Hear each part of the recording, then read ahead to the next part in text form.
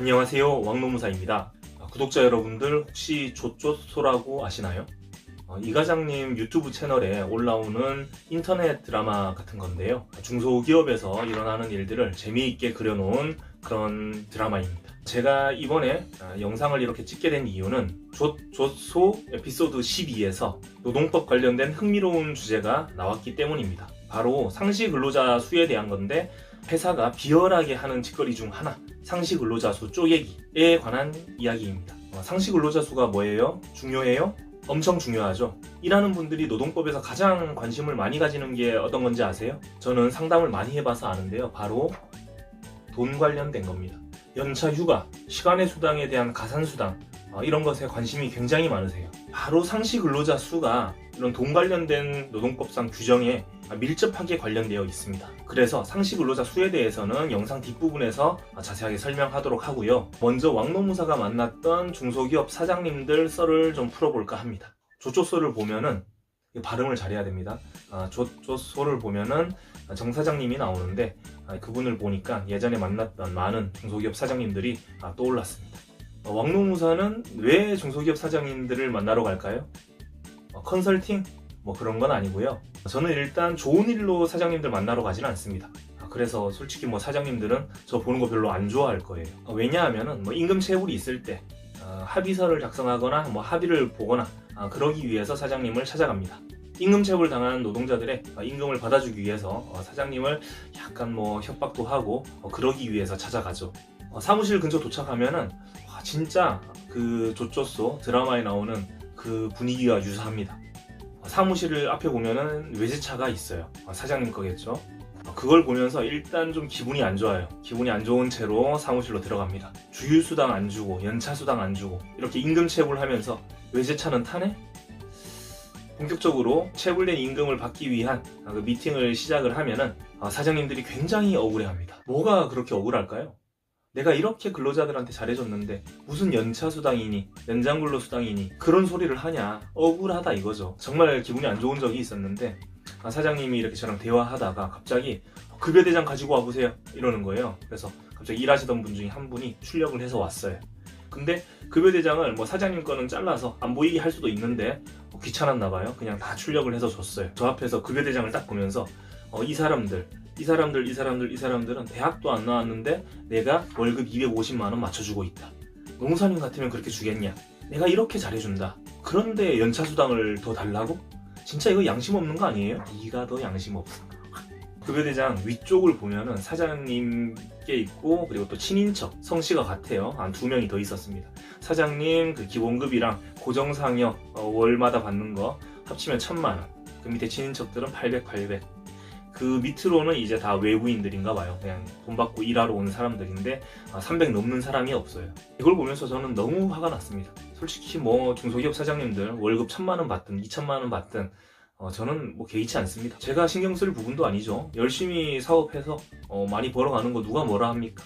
기업을 운영하다 보면 손해도 보고, 그런 손해를 볼 수 있다라는 위험을 감수하는 대신에 이윤이 나면 많이 가져갈 수도 있겠죠. 그러나 마땅히 줘야 할 연차수당이나 주휴수당, 연장근로수당 이런 거 삥땅 쳐서 남긴 걸 이윤으로 볼 수 있을까요? 일단 법에서 정하고 있는 건 다 지키고 제대로 급여를 다 지급하고 나서, 그리고 나서 남는 게 뭐 이윤 아닐까요? 그러고 나서 본인들 챙길 거 챙기면 누가 뭐라 합니까? 근로기준법도 안 지키면서 외제차 타고 한 달에 1000만 원씩 받아가니까 그게 너무 안이 꼽더라고요. 그래서 사장님 이거 뭡니까? 지금 장난하세요? 이렇게는 할 수가 없고요. 제가 대리하는 노동자들을 위해서 임금을 받아주는 게 중요하니까. 그러시군요 사장님. 힘드시겠다. 사장님도 참 이게 운영하는 게 참 힘드시겠네요. 이러면서 완전 감정 노동을 합니다. 노동자분들 임금 받아주기 위해서 적당히 비율을 맞춰주는 거죠. 사장님 어쨌든 뭐 우리나라 법이 이런 걸 어떡합니까? 시원하게 합의서 한번 써주시고 이번엔 이렇게 털고 넘어가 주시죠. 이런 식으로 마무리를 합니다. 조조소에는 정 사장이라는 캐릭터가 나옵니다. 정승네트워크 사장인데 전반적으로 안 좋은 사람으로 묘사가 되면서도 어떤 에피소드에서는 그래도 인간적인 면이 있는 사람이다, 그렇게 묘사가 되기도 합니다. 그런데 제가 봤을 때는 그냥 나쁜 사람 맞는 것 같아요. 일단 근로계약서를 잘 안 쓰려고 하는 그런 장면도 나오는데 그것만 봐도 일단 좀 나쁘죠. 근로계약서 왜 잘 안 쓰려고 하겠어요? 지킬 마음이 별로 없으니까 그런 거겠죠. 그리고 이번 에피소드 12에서는 상시 근로자 수로 장난질을 합니다. 정말 악질이에요. 악질 사장님. 짠! 정승네트워크에는 이렇게 정 사장이 있고요. 그리고 정이사, 백 차장, 이 과장, 이 대리가 있고 또 조충범이라는 조주임, 그리고 새로 이예영이라는 인턴이 들어옵니다. 조주임과 인턴이 들어오기 전에는 이렇게 4명이었어요. 이 4명이라는 게 중요합니다. 상시 근로자 수가 5명이 안 되면 노동법상 지켜야 할 게 많이 사라져요. 그런데 이렇게 조주임과 또 인턴이 들어왔어요. 그래서 이번 에피소드에서 근로계약서를 왜 안 쓰냐, 쓰자라고 하니까 근로계약서를 쓰는데 근로계약서 상단에 그 소속 회사명이 정승네트워크가 아니라 이 두 사람은 JPD로 돼 있는 거예요. 그래서 사장님한테 사장님 이 JPD 뭐예요? 그러니까 그냥 같은 거야, 괜찮아, 그냥 이렇게 어물쩍 넘어갑니다. 이 JPD는 뭐 사장님 그 이니셜이래요. 정필돈인가? 네, 그냥 페이퍼 컴퍼니입니다. 왜 이런 짓을 할까요? 이렇게 넷이고 이렇게 둘이고, 그럼 나누면 4명, 2명, 어느 쪽도 상시 근로자 수 5명이 넘는 데가 없죠. 만약에 다 정승네트워크로 간다, 그럼 6명이면 5인 이상 사업장이 되죠. 그래서 5인 이상 사업장이 되는 걸 막기 위해서 이렇게 꼼수를 쓰는 겁니다. 상시 근로자 수 쪼개기. 5인 미만 사업장에는 연차휴가 적용 안 되고요. 해고 제한 법리 적용 안 되고요. 시간의 근로에 대한 가산수당도 적용 안 됩니다. 노동법상 돈 관련된 주요 규정이 적용되지 않는 거죠. 그런데 이런 식으로 사장님이 상시 근로자 수 쪼개기 하면 그냥 당하고만 있어야 될까요?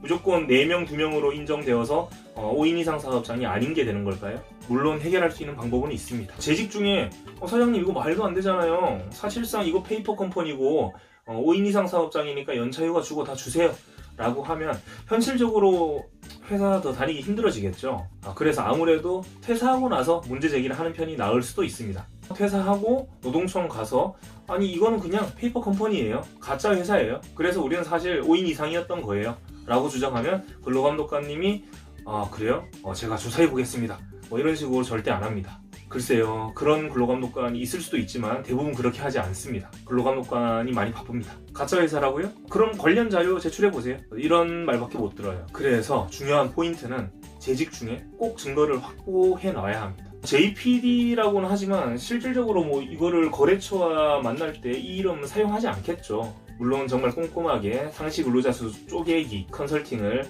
성실하게 받은 사업주들 같은 경우에는 뭐 거래처와 업무를 볼 때도 JPD 쓸 수도 있습니다. 그런 곳은 좀 더 꼼꼼한 편인 거고, 대부분 그냥 가짜 회사로 해놓고 이 명칭을 쓰지는 않습니다. 그래서 만약에 명함을 팠다, 이 조주임과 인턴이 명함을 팠는데 정승네트워크 이름으로 되어 있다, 그럼 그것도 중요한 증거 자료가 될 수 있습니다. 거래처와 메일을 주고받을 때 정승네트워크 명칭을 달고 있는 그런 문서들을 주고받았다거나, 정승네트워크와 내 이름이 같이 들어가 있는 그 어떤 문서라도, 내외부 문서가 다 중요한 증거가 될 수 있습니다. 내가 정승네트워크에서 일했었다 라는 것을 증명할 수 있는 것이라면 뭐든지 사진을 찍어두는 게 좋습니다. 그리고 나서 나중에 노동위원회나 노동청에 신고를 할 때 가짜 회사예요 라고 주장할 게 아니라 이런 자료들을 보면은 제가 정승네트워크에서 일했던 것이고 이 회사는 가짜 회사라는 것을 알 수 있습니다, 이렇게 주장할 수 있죠. 정승네트워크처럼 현실에서 상시 근로자 수 쪼개기 하는 회사 생각보다 정말 많습니다. 회사가 이런 짓거리 하면 가장 중요한 게 뭐죠? 네, 좀 전에 말씀드렸듯이 재직 중에 증거를 꼭 확보하자.